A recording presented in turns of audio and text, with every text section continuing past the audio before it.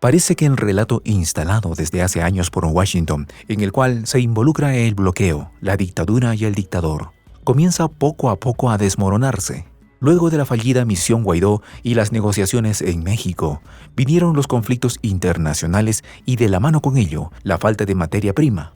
Como ustedes saben, las zonas protagonistas del conflicto proveían en gran cantidad petróleo, trigo y maíz y muchos productos más.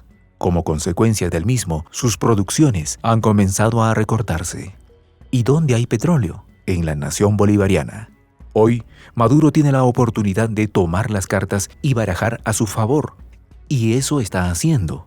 Ya prometió abastecimiento para quienes así lo deseen. Los detalles de esta historia los conocerás a continuación. Quédate con nosotros.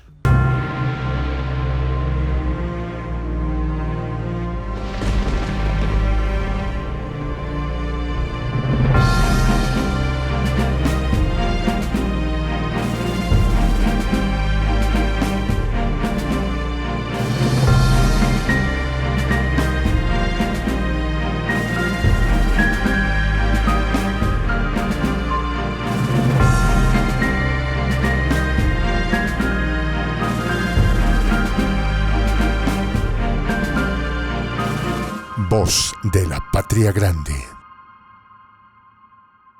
Buenos augurios. El presidente Nicolás Maduro ha pronunciado y reiterado que la nación bolivariana está más que preparada para triplicar su producción actual de petróleo.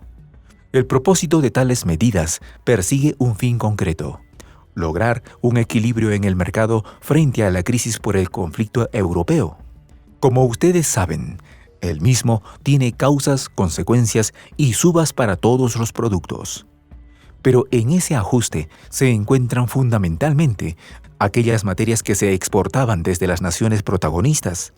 Es por eso que entre las principales consecuencias está la escalada casi diaria del valor del oro negro, el maíz y el trigo. En este panorama, y como bien sabemos, Venezuela es productor de petróleo, por lo que el producto vuelve a ubicar al territorio en el foco de la mirada internacional.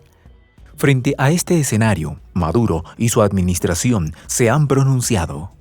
El mandatario expresó que la empresa Petróleos de Venezuela está preparada, una vez recuperada a un nivel básico, para producir y crecer 1, 2 y 3 millones diarios de barriles de petróleo, si hiciera falta, y estabilizar el mercado petrolero y gasífero. Pero además, elogió a su territorio por ubicarse en una situación de privilegio frente a lo que él mismo catalogó como las iniciativas para estabilizar el mercado petrolero, el mercado gasífero y el mercado energético. La revancha venezolana frente al Pentágono ha comenzado. Hoy es Washington quien necesita de la solidez energética que le puede proveer Latinoamérica. Eso se evidenció cuando la Casa Blanca decidió levantar algunas de las sanciones a Venezuela y sentarse en la última semana a negociar. Cuando Maduro dice que puede producir entre 2 o 3 millones de barriles diarios, le habla de frente a Washington. Le dice en la cara que su suelo puede salvar el valor en el mercado internacional frente al mundo. Y eso no es casualidad.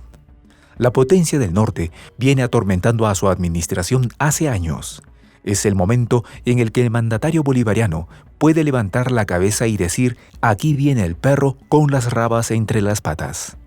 Pero más allá de las 1000 metáforas que podríamos escribir al respecto, repasemos las sanciones que el Pentágono ha impuesto a Venezuela y por el mismo producto que necesita hoy. En el año 2015, el ganador del Premio Nobel de la Paz, Barack Obama, aplicó sobre Venezuela el decreto presidencial número 13.692.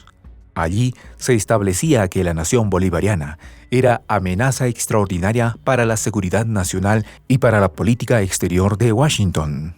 Las reprimendas se basaron en el congelamiento de bienes y cuentas bancarias de 7 oficiales y altos funcionarios del gobierno. Además, casi por obviedad, se les prohibió ingresar o hacer negocios en territorio perteneciente a la Casa Blanca. En el año 2016, Maduro realiza un pedido especial al gobierno de Obama. Allí se expresa que no prolonguen las sanciones establecidas el año anterior. Barack parece no oír los pedidos, los niega y extiende las sanciones un año más. En 2017 llegó el republicano y ultraconservador Donald Trump a la banca presidencial. Las sanciones no solo se perpetúan, sino que profundizan. En febrero, Washington promulgó sanciones financieras contra el vicepresidente venezolano Tarek El Aissami. Luego siguen las sanciones a más funcionarios del gobierno, 13 personas en total prohibidas y penadas.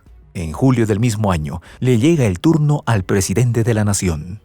Sus bienes ya estaban congelados. Trump estableció que nadie de su nación podía establecer nuevos negocios con ningún venezolano.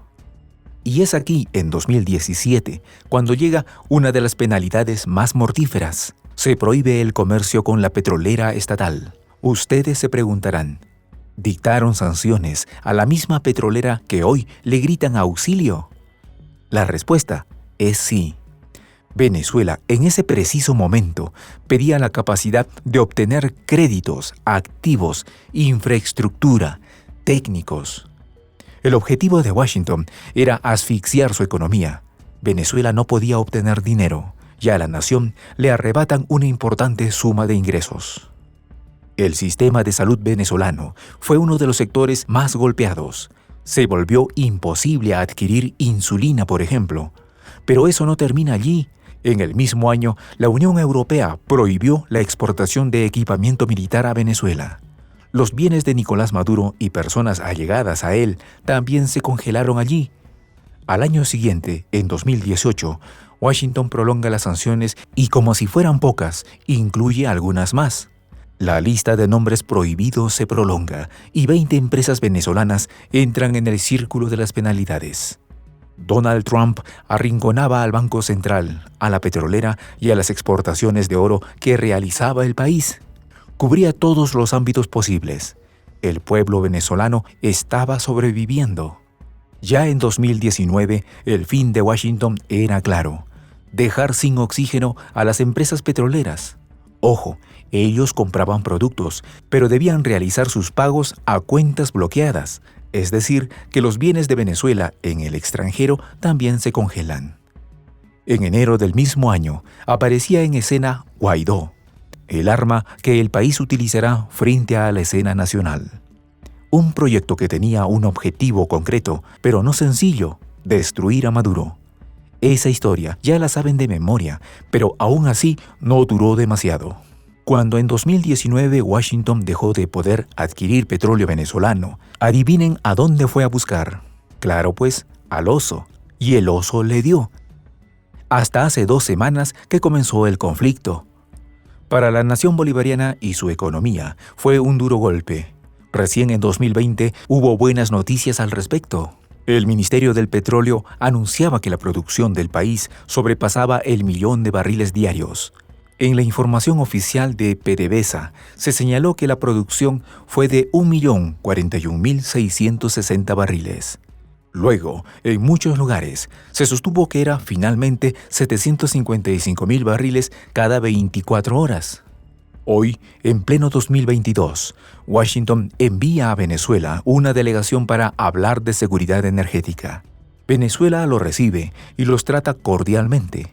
Incluso les propone subir su producción diaria, pero la memoria del pueblo latinoamericano, y más el venezolano, no olvida. Soy el J, Juan José del Castillo, director del canal Prensa Alternativa. Si quieres ser parte de la comunidad de la Patria Grande, suscríbete a nuestro canal. Si es que quieres que te lleguen las notificaciones cada vez que subimos un video, activa la campanita. Si quieres apoyar a nuestro canal económicamente, puedes hacerlo a través de PayPal. El enlace está en la descripción del video. A nombre del equipo de Prensa Alternativa, me despido con esta expresión en el quechua milenario, Tupananchis Kama, cuya traducción es: hasta volvernos a encontrar.